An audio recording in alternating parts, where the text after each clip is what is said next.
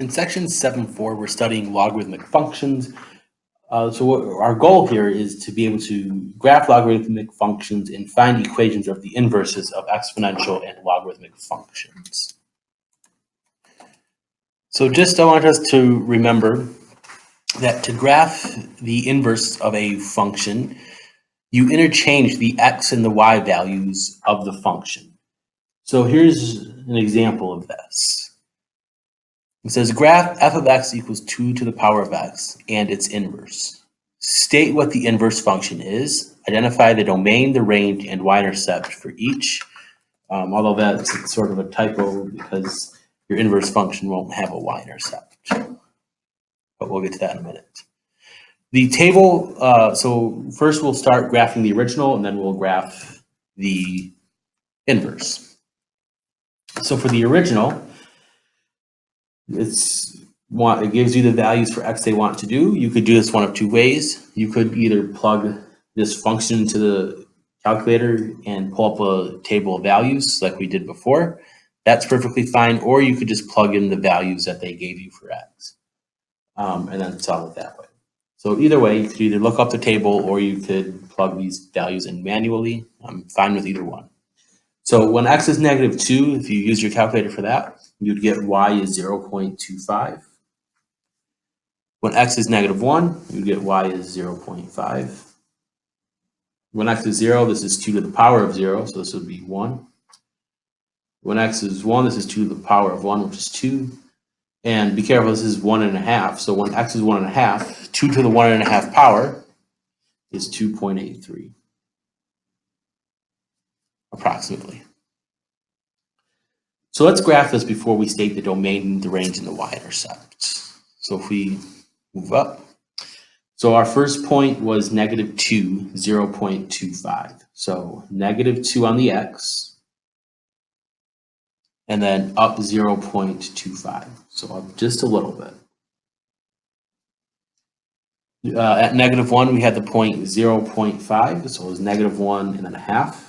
So that's approximately halfway between 0 and 1. Third point, when x is 0, y is 1. Next point, when x is 1, y is 2. And the last point, when x is 1.5, so not quite 2, halfway between 1 and 2. So when x is 1.5, y is approximately 2.83, so pretty close to 3, but not quite there yet. So this is what your graph looks like. And this is the graph of an exponential function. So let's go ahead and answer the domain, range, and y-intercept questions. The domain is how much of the x-axis do we use? So if you notice, we can use all of the positive x values, we can use 0, and we can use all of the negative x values, which means our domain, we have this fancy notation we saw in the beginning of the chapter, is all real numbers are.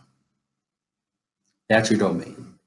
Your range has to do with the y-axis. So how much of the y-axis do we use? So for this one, if you look at the graph below, we can use all the positive y values, including 0, not including 0. So you can use all positive y's except 0, and then we don't use any y below 0. So we're going to approach 0 as x's get negative, but we're never going to actually hit when y is 0. So our range would be y is strictly bigger than 0.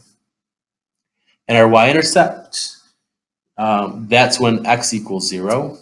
And so that's the point 0, 1.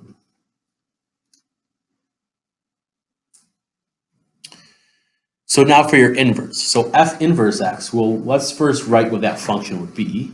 That would be log with a base of 2. So we're getting that 2 from 2 to the power of x. So this is log base 2 of x.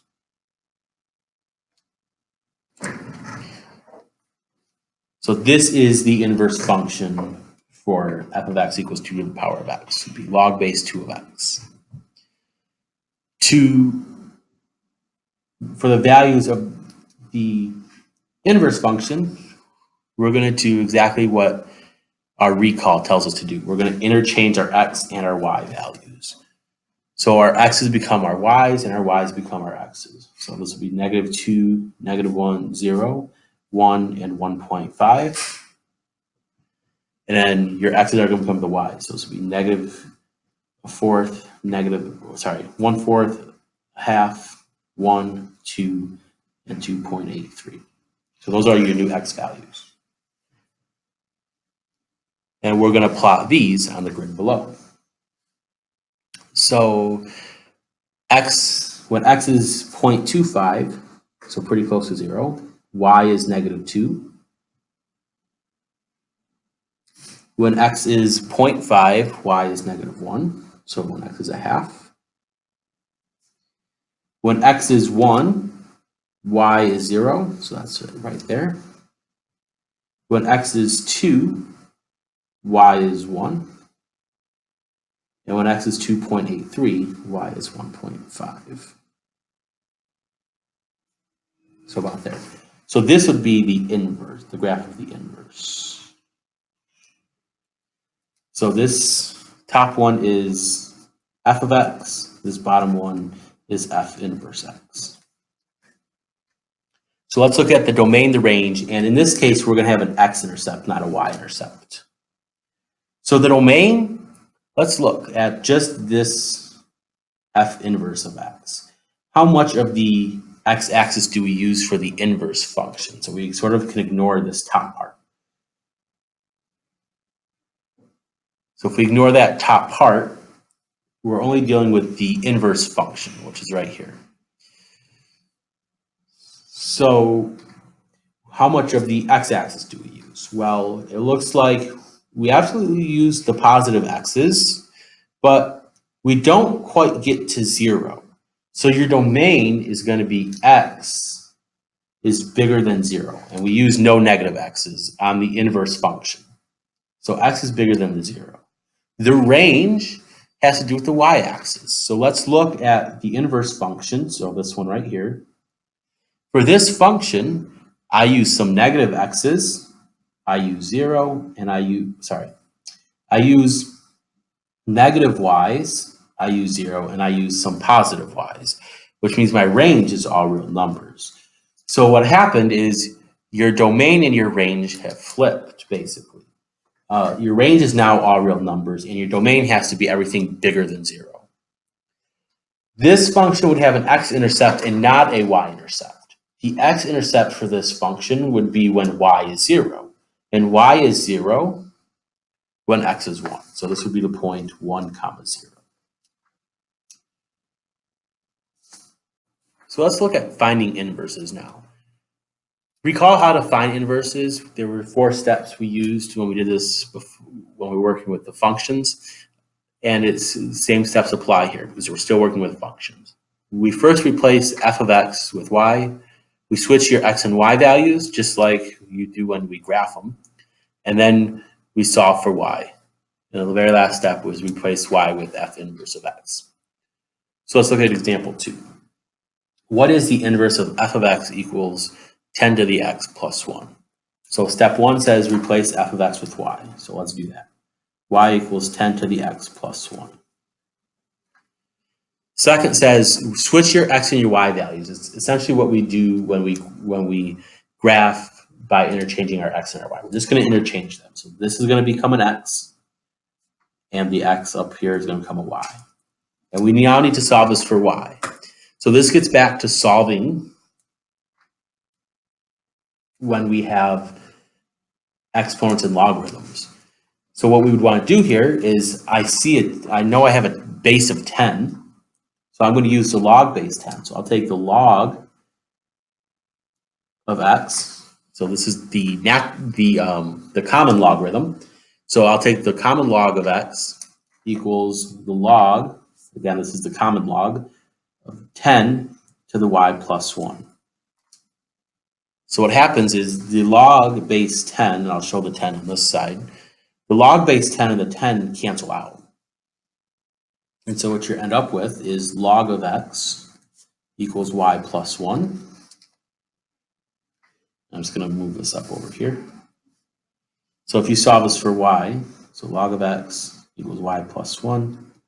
Subtract 1 from both sides. And you get log of x minus 1 equals y. And just note that you cannot subtract x, you can't do log of x minus 1 as one quantity. Log of x minus 1 are, and log of x and negative 1 are two separate terms, if you would like. So we could really rewrite this as negative 1 plus log of x equals y, but it's not required. We could leave it as the top form. Last thing is replace y with f inverse. So this would be the inverse function of 10 to the x plus 1. Example 3, what is the inverse of f of x equals log base 7 of x plus 5? So again, rewrite this as log y equals log of 7 of x plus 5. Interchange your x and your y. So you get log base 7 of y plus 5. Our base here is 7. So since our base is 7, we're going to use, and we've given it this in logarithmic form, we're going to use 7 as a base. So if 7 is my base, we'll raise 7 to the x power and set that equal to 7 to the log base 7 of y plus 5. And the reason being is that the log base 7 and the 7 basically like are inverses, so they cancel each other off. So this will become y plus 5 equals 7 to the x. So 7 became my base for both of these. And then you solve this for x by subtracting 5 from both sides. So this is 7 to the x minus 5 equals y, which we said we will replace that with f inverse of x. Oops, sorry, you couldn't see that. So 7x minus 5 equals y, which is your f inverse of x function. So that's how you write the inverses, find the inverse function of logarithmic functions and exponential functions.